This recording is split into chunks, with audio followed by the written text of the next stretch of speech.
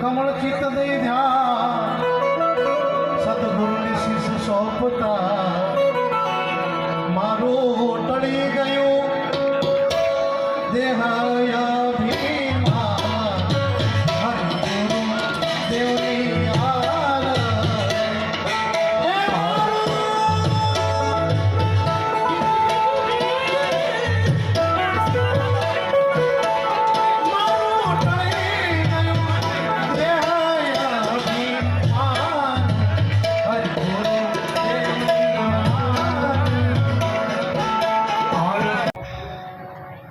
कि जब तू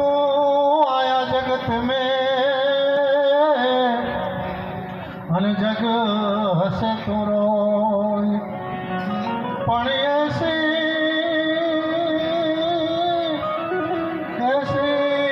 करनी कर चलो तुम हसो जग रोय पण जानार तो जाता रहा अन सदगुण साबर पण लाखो लुटाओ साहेबी ए जानार पाछा न मळे पण समजण લીધી સંતની અને કરવાય સારા કામ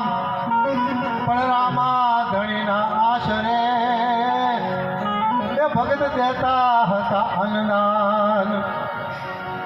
ધના ભગત ધન વાપર્યો અને વળી સુગ્રીત કીધું કામ કે તેડવા બોલાવી કીર્તારને હરે રે તો ઠરીને બેઠા નિજ ઠામ હા એ ધન્ય ધના ભગત નરબંકા દીધા જીન રારમાં ડંકા ધના ધના ભગત નરબંકા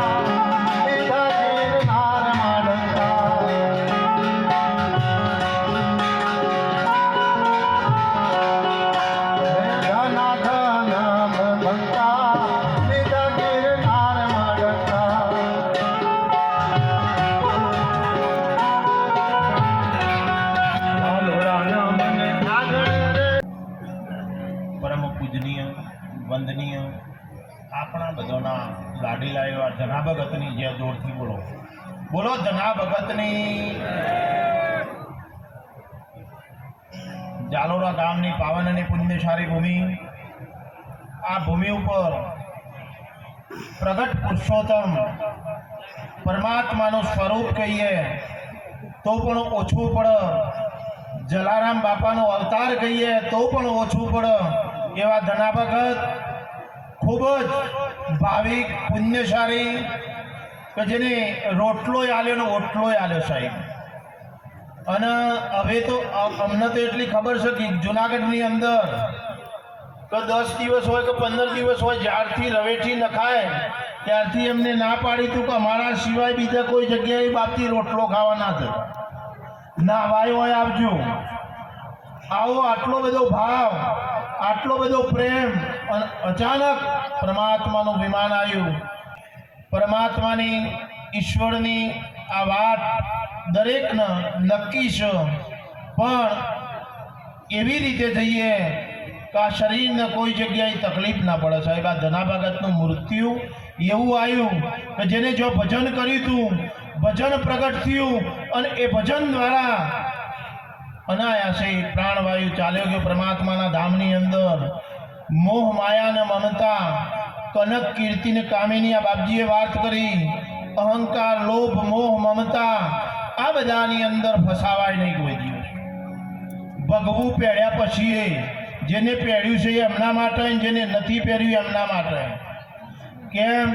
તો બાપજીએ ગુજરાતી ભાષામાં કહી દીધું 50-100 રૂપિયા 200-500 રૂપિયા માટે ભગવો નહીં પહેર્યો જીવનની અંદર ભગવું પહેરી અને સનાતન ધર્મને કોઈ જગ્યાએ લજવતા નહીં સાહેબ સનાતન એ શું બાબત છે 150,000 સંપ્રદાયો 300 ધર્મો અને એની અંદર સનાતન સર્વનો બાપ શું સાહેબ? આ ભારતની સંસ્કૃતિ જે ટકેલી છે સનાતન ધર્મની અંદર પુણ્યના બળથી સનાતનના સંતો ઋષિ મુનિઓએ જે તપ કર્યું છે અને એ તપના આધારે ટકેલી છે. અત્યારે